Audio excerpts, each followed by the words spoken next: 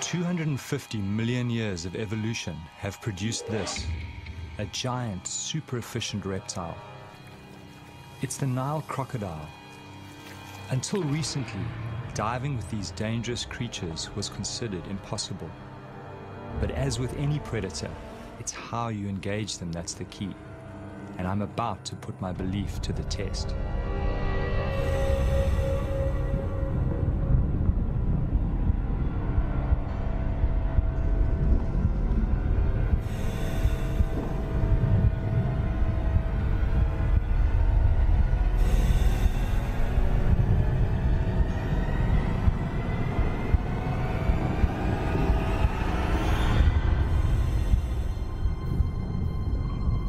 I've decided to take a calculated risk.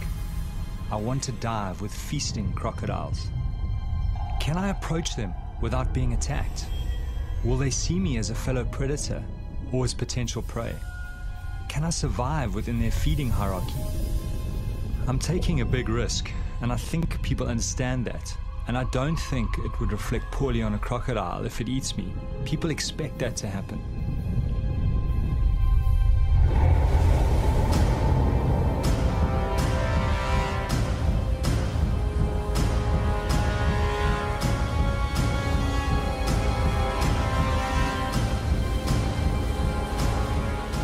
My name is Roger Horrocks. For the last 5 years, I've traveled Botswana's Okavango Delta, finding out more about these prehistoric predators. I've joined them underwater and discovered they are not just simplistic, ruthless killers. They are capable of an unsuspected tolerance. Now I want to test their ultimate acceptance by diving while they are feeding.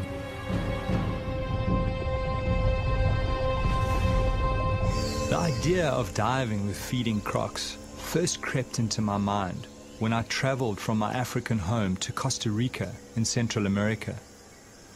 I'd gone there to find Chito Graham, the extraordinary crocodile shaman of Limon.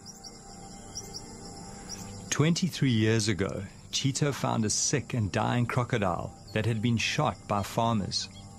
Slowly he nurtured this animal back to health, taking many years to slowly gain the animal's trust. He showed me something I never thought possible with crocodiles. Chito is the only person in the world to get in the water and interact with the giant croc. He's even developed a game with the crocodile that mimics some of its instinctive killing techniques, like the death roll. When I saw this level of acceptance by this animal, this unexpected intelligence, I started to think that if I behaved in the right way, I too could have a chance of being accepted in the water.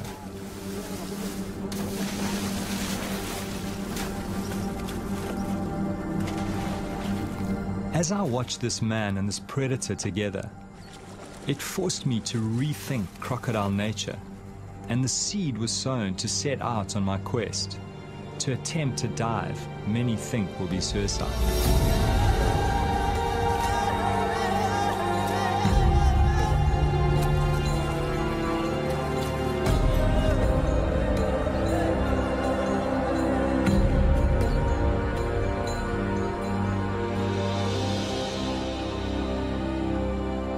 What particularly intrigued me was that somehow the croc can tell the difference between the food Chito gives him and Chito's hands. To come out of this alive, I will need to prepare my mind very carefully.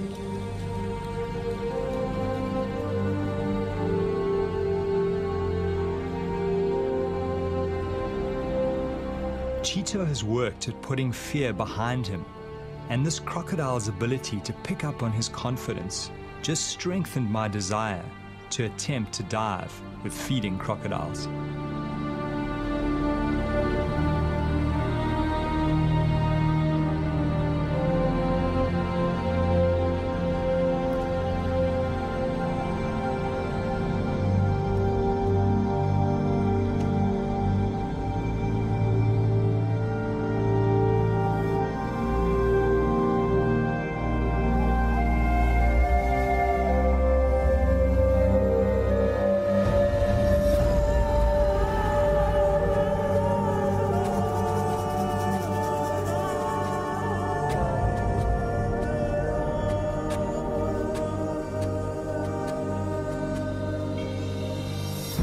Every winter I return to my old diving ground, the Okavango Delta in southern Africa.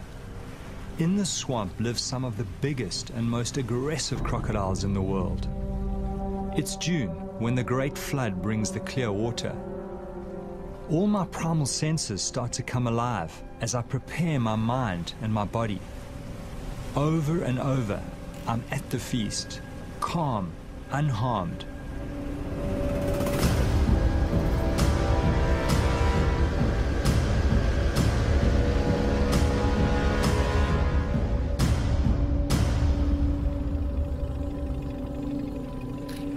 Even though I've worked with these animals for 5 years, I'm still very wary.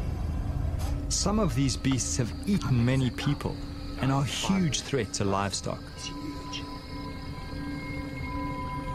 My theory is that reptiles, when feeding en masse, drop their territorial aggression to avoid injuring each other.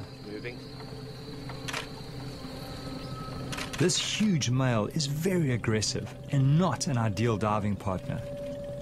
But I'm hoping that this behavior may shift when he is with multiple animals and can smell food.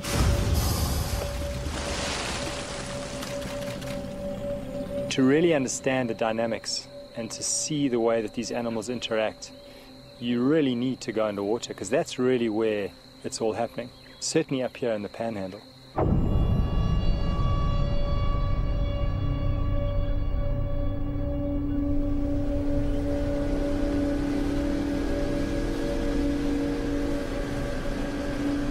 Greg Thompson is the top guide in this area.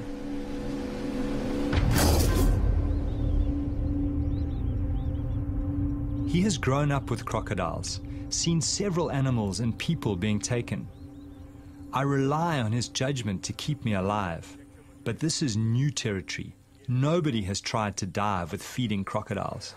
How do you think those crocodiles, will respond, given that, they probably have to defend that prey against other crocodiles who will pick up the scent?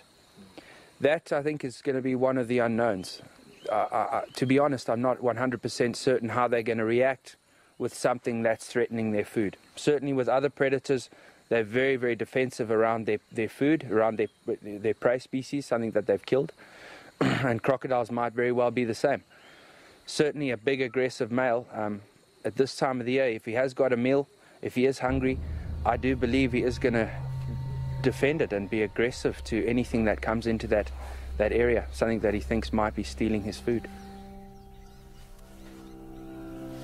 As human beings, we've just, we've evolved together with crocodiles, and we've evolved as one of their prey species. Human beings tend to settle near water. They need water for drinking, for washing, for all their sort of daily activities. So you're always going to have people close to their environment. He sees people as something that he can eat.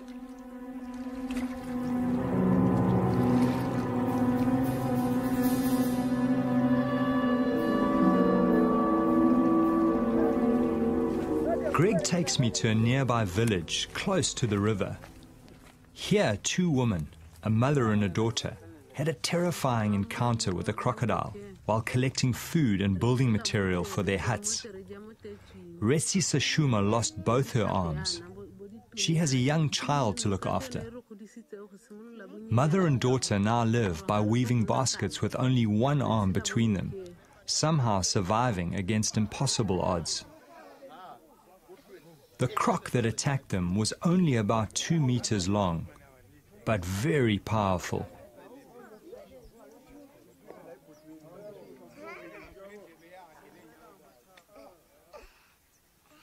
The woman's scars are a constant reminder to the rest of the village of the crocodile threat.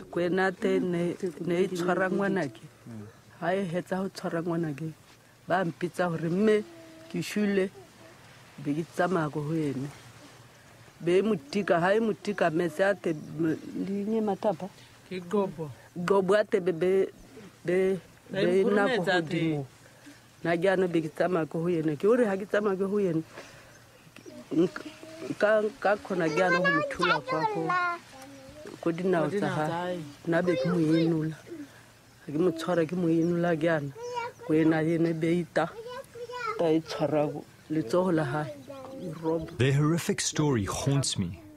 Despite their loss, they have no wish to kill the crocodile. Somehow they accept this tragedy as part of living here. I wonder if only certain crocodiles attack people.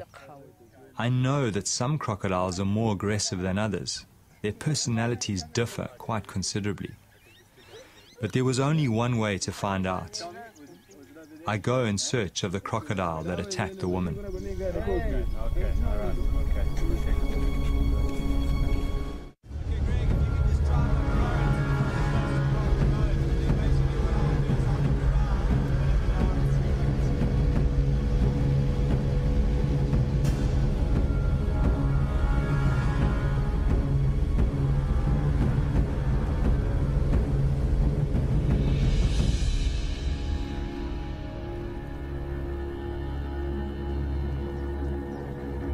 It's a short boat ride to the area where the women were attacked. Crocodiles are territorial and so very likely to be in the same place.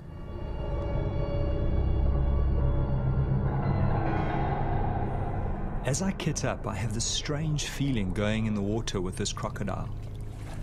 I feel so sorry for the woman, and yet no ill feeling towards this animal, which was just responding to the splashes and noises of its prey. 85 million years of instinct. I always get underwater as quickly as possible and make minimal splashes on the surface.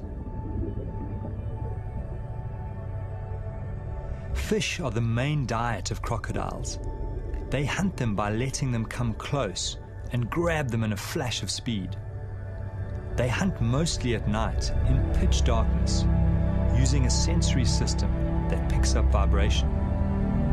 That's why I move very slowly in the water, very deliberately. I need to move like a big crocodile.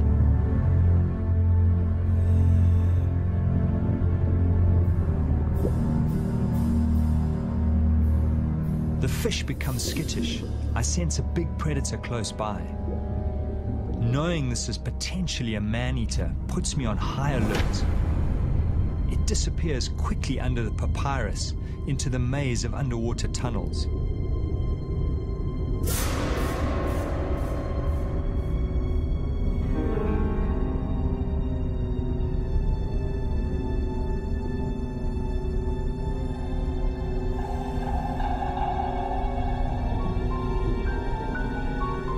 I follow cautiously. Some of these tunnels are kilometers long. Inside, there are big caves hollowed out by hippos and crocodiles where they take prey to soften for eating. The lurking croc distracts me as I move deeper into the maze. As I turn around to exit, there's that terrible feeling in my stomach. I'm confused. Everything looks different to my entry. I'm lost.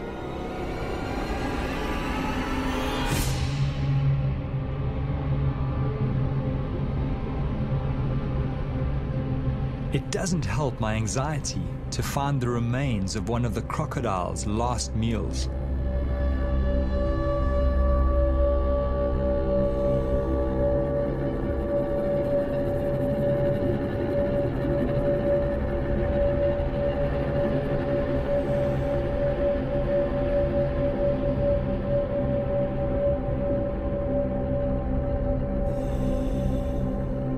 In the distance, I see a glimmer of light that I hope may lead to the main channel. I follow my instinct.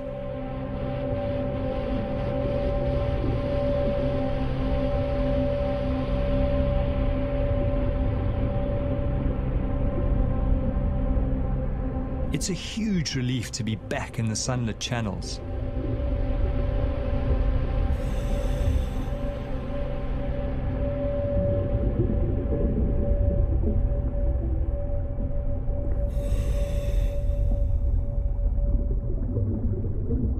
I make my way slowly back to the boat.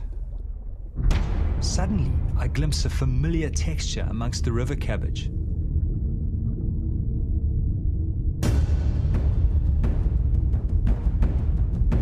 The crocodile has backtracked and exited the maze. I remind myself that these smaller crocs are often the most dangerous. All seems fine at first.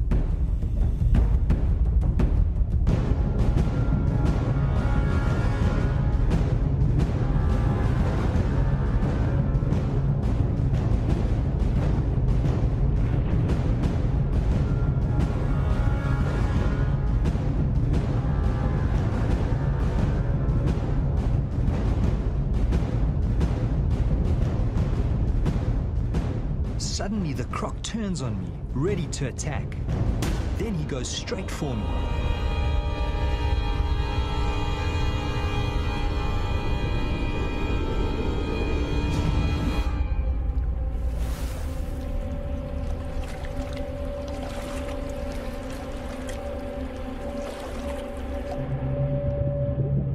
It was difficult to see his size because just his tail was sticking out. So I got a couple of shots of the tail and then obviously got too close to him.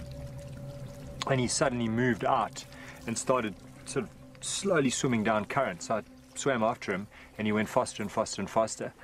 And I would say he was about a 9-foot croc, pretty much my size, maybe just a little bit bigger. Beautiful, beautiful markings and beautiful animal. As we tracked down the main channel together, suddenly he got to a point where he actually faced off. He turned around on the bottom, kind of faced me sideways, and then all of a sudden he came kind of straight for me and passed me on the left.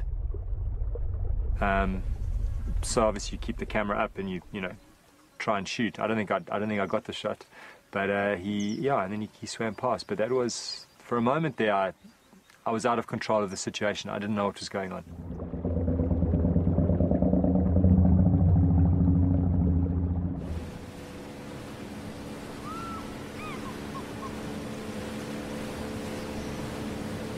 Traveling back past the village, we get word that a cow has been taken by a big crocodile and has been seen dragging it downriver. For the villagers, this is bad news.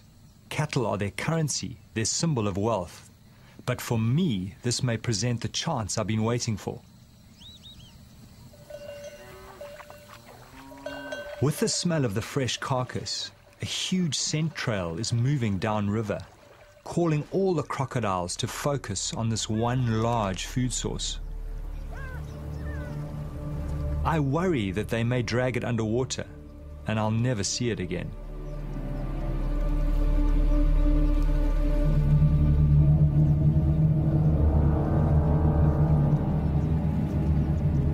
Seeing the animals around the carcass, I start to get a really uneasy feeling building inside me.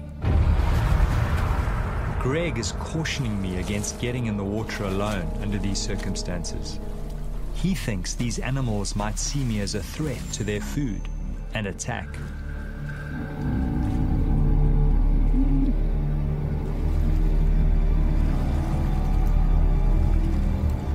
Looking at these feeding crocs, I watch carefully for their aggression towards each other, imagining myself amongst them.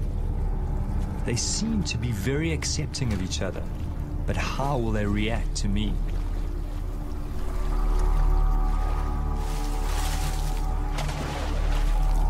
Of course, now this is a whole new situation. Now you've got a lot of animals.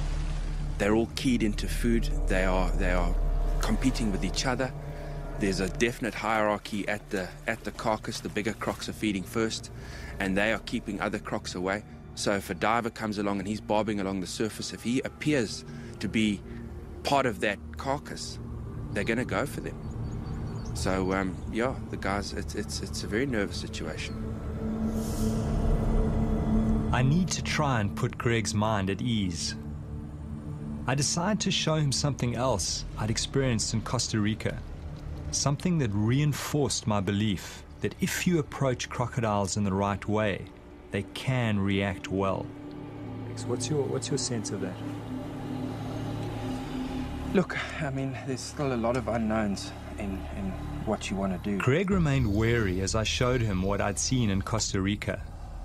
I spent several days with a crocodile caller, Juan Betreo, who has built a remarkable relationship based on food with a number of wild crocodiles. What I found most interesting is that the crocodiles don't go for him, but rather choose the small food morsels that he gives them.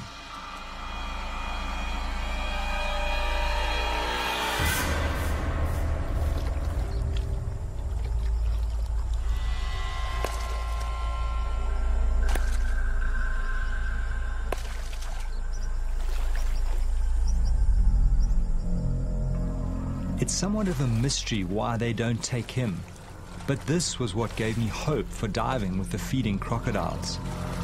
I was counting on them accepting me as another predator at the kill and not attacking.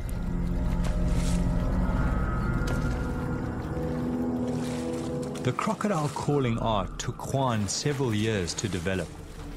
He slowly built the trust of the animals, drawing them closer and closer to his body. He was badly savage during this process, but somehow managed to survive and continue.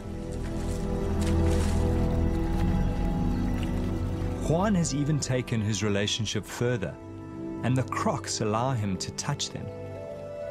He shows a side to crocodiles very few know. People think I'm crazy sometimes, but it's these small things that give me confidence as I plot the feast in my head.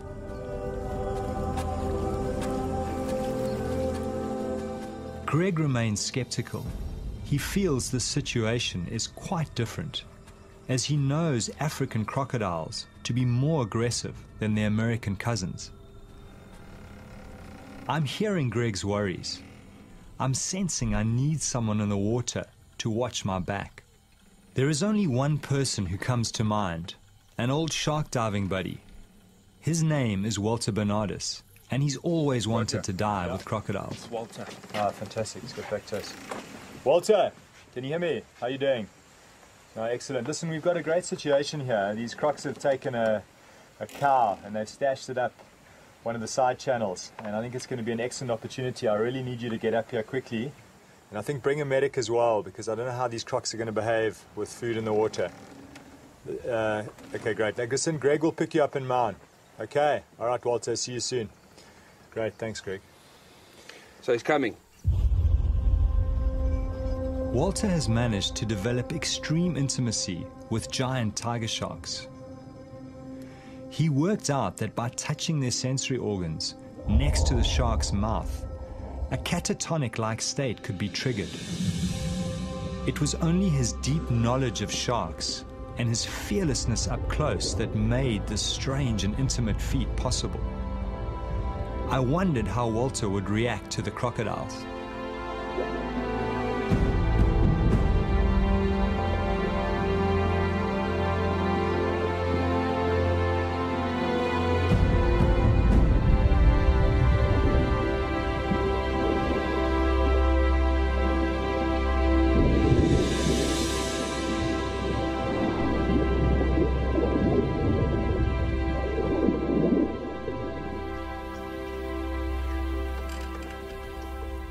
Now I'm stressed about the time. I need to get in the water as soon as possible to get Walter used to the crocodiles. I'm also worried because water clarity is dropping as the current is starting to decrease. Welcome, man. Good to see you. Good to see you too. Come aboard, man. Fantastic. Walter has brought with him Ainsley McClarty, experienced paramedic recently back from working in Afghanistan. Good to be here finally. Now there's no turning back. The fear starts mounting as we speak of what we face. The water pulls me, and at the same time, its depths haunt me.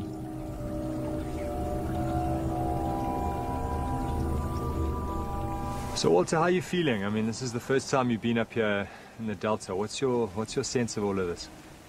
Yeah, well, it's totally new for me. You know, I'm sort of used to the big animals in the sea, but this environment here, you know, dealing with reptiles, cold water, murky sort of to clean conditions, is totally new for me. So, a little bit nervous, but excited in the same time, you know. When I was first contacted, they told me that they needed a nurse, you know, someone with paramedic experience, with Africa outdoor experience. And I said to them, they don't need a nurse. They need a psychiatrist, because what person is going to go out and dive with crocs? The biggest concern when you have a limb taken or puncture wounds is obviously a person being in water that they can bleed out very quickly. And so putting pressure on, getting a drip up as quickly as possible, and stabilizing the patient is always the most important. I've dealt quite a few times with people who've lost limbs, and it's definitely very achievable to save their life.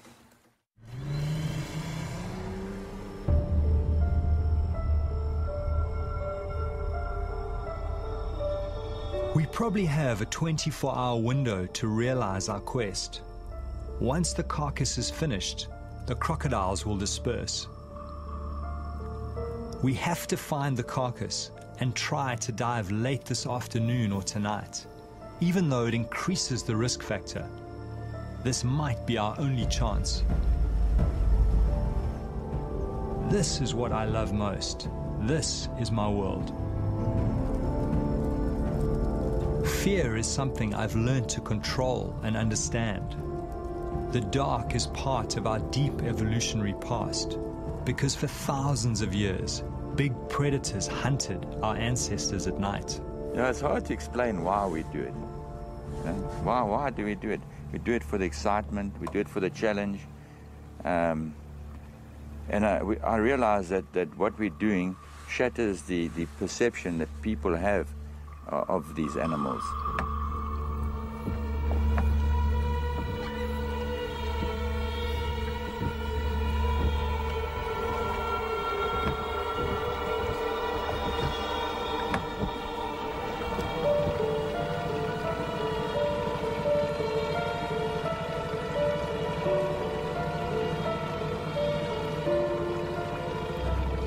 Greg motors to the area where he last saw the carcass and looks for signs. Now the adrenaline is surging through me. The swamp, the reeds, the tiny insects, every sound, all hyper-real. Greg, how many of them are there? Suddenly we spot a large number of glowing eyes and plenty of crocodiles near the surface. Greg is sure the carcass is nearby. The crocs seem not too fearful of the boat at night. The plan is for Greg to watch activity on the surface and flash us with his light if he feels too many crocodiles are moving in on us. Walter's a croc. Our job is to find the carcass and determine how much flesh is left. We slip in and move cautiously.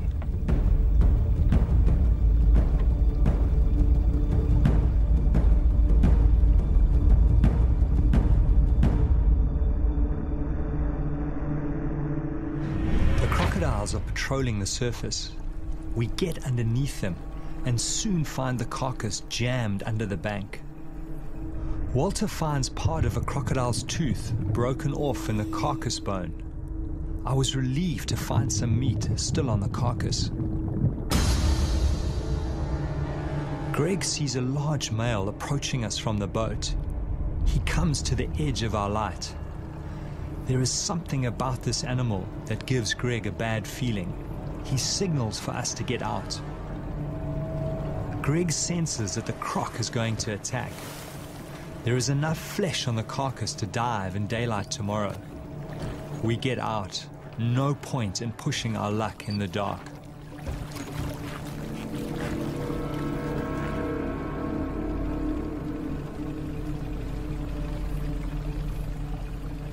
How's that tooth in that femur? Actually brought it up with me, eh? Let me have a look. Oh, that's incredible. Obviously broke off when they were biting into them because their bite force is amazing. And apparently this ridge on the side is what they use to actually, when they lash out, you know, bash into other animals. Now's a good time to tell me about all that stuff, eh? Yeah, oh my goodness.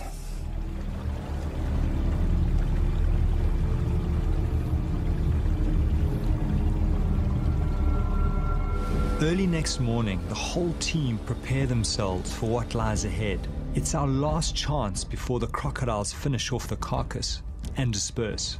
Well, I really am feeling that same that tension, and it's we are going into an unknown territory, and what is a bit nerve-wracking for me is just the number of animals. I'm anxious on the inside. I'm concerned about these guys diving and what's going to happen. How many crocs are there going to be? How are they going to respond to being interrupted while they're eating? Are they going to be functioning in a pecking order and see the divers as a threat? I mean, who knows? So, yeah, this is crunch time, and I'll be far more comfortable when it's over.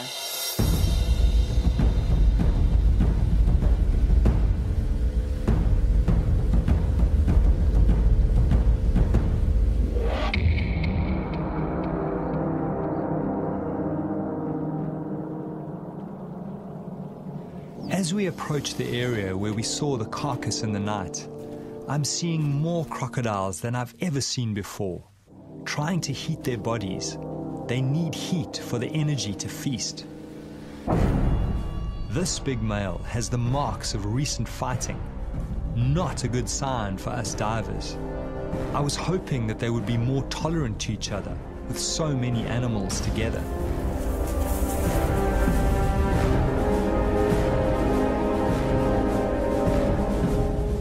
Greg spots them. I count at least 20 animals near the carcass. Knowing we are about to enter the water, my whole stomach starts going into a knot. I focus on breathing, put all the good encounters in the front of my mind, and push the nightmares away.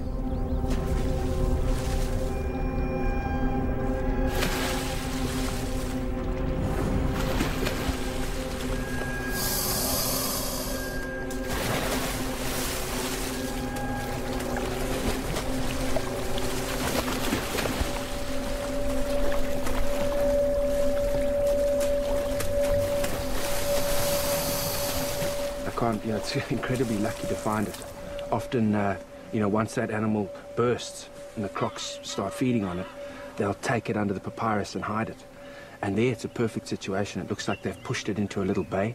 It's in still water, it's sort of wedged up against a tree, and they've started to feed on it. I must say, Walter, I've got that same little butterfly feeling that I had when first time I got in. We're going to have a look, eh? Let's go have a look. And just be aware that the smell of that rotting meat is like a magnet to these animals. They'll be swimming upriver, all coming to investigate the source of that.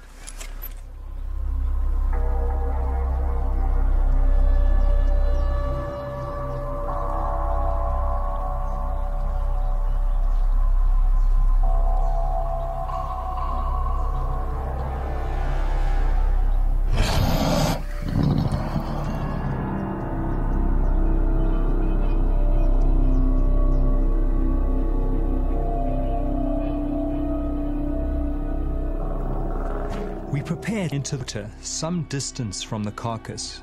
Crocodiles don't like boats in the day. Just be careful, eh? As we enter, I'm startled by a crocodile right under the boat.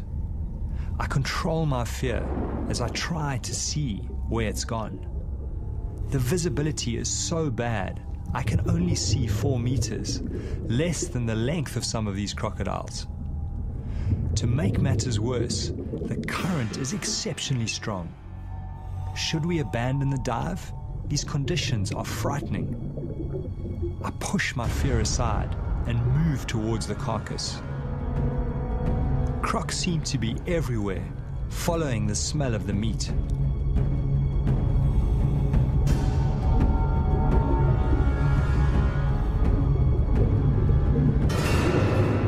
Everywhere we turn, crocodiles are waiting in places where the current is least strong.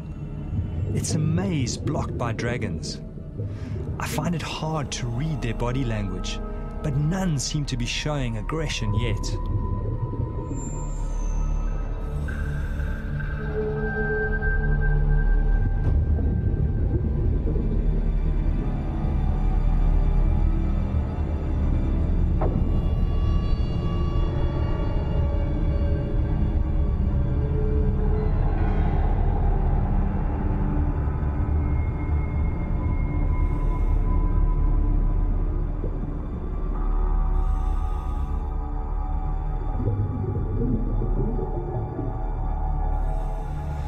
We will have to go around. There are just too many here.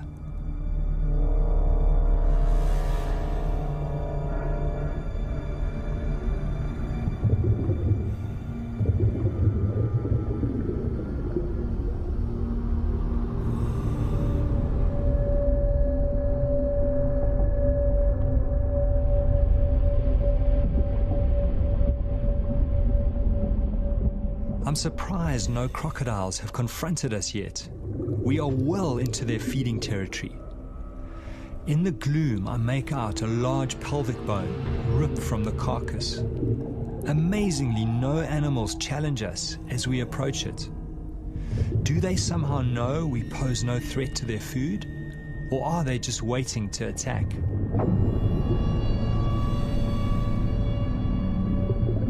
A lot of the meat has been shredded and the animal has been gutted.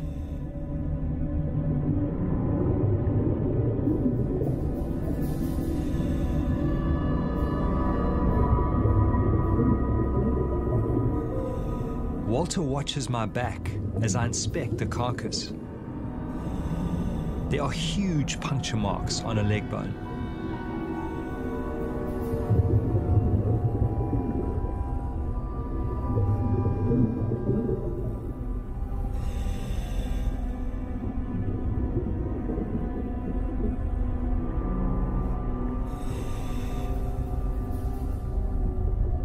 As Walter swims to the side, he sees a huge animal within a few feet of the carcass, watching us, waiting, assessing. The biggest challenge lies ahead. It's time to get back to the boat through the mounting circle of crocodiles, and somehow we have to appear confident, give no sense of being prey. Walter is telling me his plan to swim underneath as soon as the next crocodile goes up for a breath.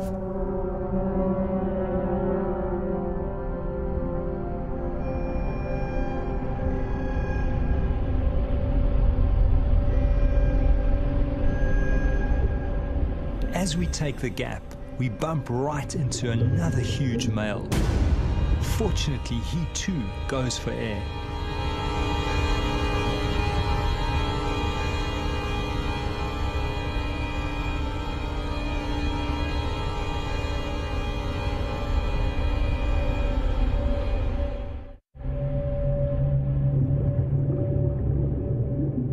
As we swim through the maze of crocodiles, the strangest thing happens. We bump right up against another big animal. Unlike the others, he does not move. This animal is completely aware of our presence, but somehow accepting. Walter's unusual sense with big predators kicks in. I watch in awe and fear as Walter gently strokes the dragon's tail.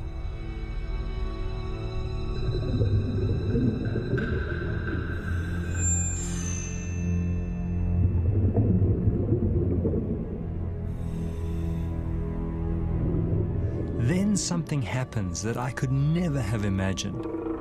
I watch in disbelief as Walter begins to ride the crocodile across the river in the direction of the boat. Even though the crocodile is slowed by Walter's heavy weight, it does not shake him off or attack. It feels like I'm watching some strange fairy tale as Walter rides the crocodile some 50 meters across the river. I have no explanation for why a predator allows such intimate behavior.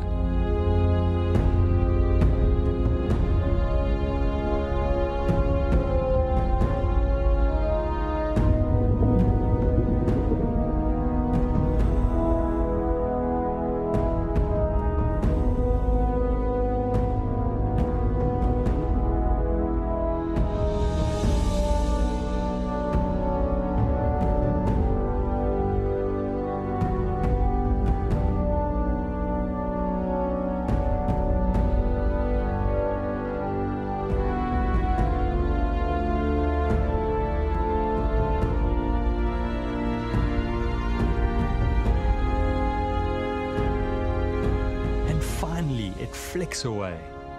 Yet again, these animals reveal another side, the mystery side that few people ever get to see. I'm humbled and awed.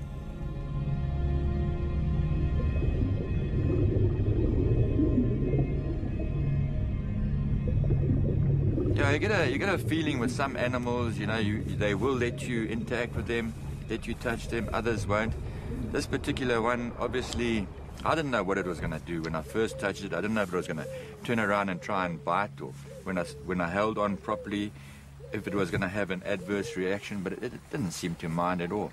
It just plodded on. I just put it into low range, and it just went into that current. Yeah, strong. And it was fantastic, man. I think you got away lightly, to be honest. I mean, I've caught small crocs and other reptiles like snakes, pythons, where I've grabbed them by the tail and had them whip around and try and bite the disturbance behind them. So that's always what I've thought. If you do that, if you try and grab a croc by its tail, it could very well swing around and bite you. So I'd be very cautious if you, in future, I wouldn't try that too often. Now, I was expecting that any second, because, you know, you've seen how these animals react to other things in the wild, and that's why I was extremely gentle in the beginning, and I was expecting it to rear around and sort of have a go at me, but it just kept on going, and all along the more weight I put on it, the more I thought, okay, it's going to turn now, until I was completely gliding along with it, and it just accepted it. So I sort of got a little bit more at ease, because you don't quite know exactly how it's going to react. But this one reacted beautifully, you know. It's amazing. I've certainly been very nervous a lot of the time, being stuck here on the boat, having the guys get in the water near feeding crocodiles, getting in the water at night, doing, you know, all the kind of things that have always been sort of no-go areas, things you just don't do with crocodiles. And here the guys have been doing it. And, you know, to be back here at the boat, the divers are back in the boat. They've got some stuff. They've seen some amazing things. They've learnt a lot. To me, it's a huge relief, just knowing that this is all behind us, and we've sort of survived this little escapade.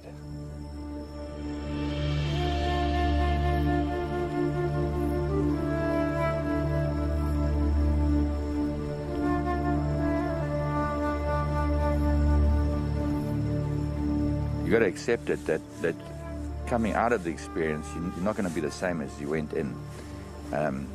Something shifted, but it's certainly I'm not the same person when I go home in a day's time. Well, I think when we first started diving with these animals, you know, the whole thing was, would they eat us or not? And having kind of broken through that barrier, as it were, that's just broadened my whole perception of how intelligent these animals actually are.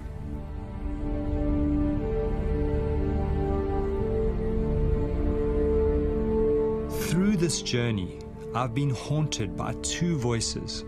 One telling me I was going to be ripped apart, another telling me these animals are accepting if treated right. Thankfully, the second voice won over, and I was able to conquer my deepest fear. It's opened up a new light on crocodiles. It's brought me closer to them as a species. For me, these special moments when man and dragon come together, that's when I'm most alive.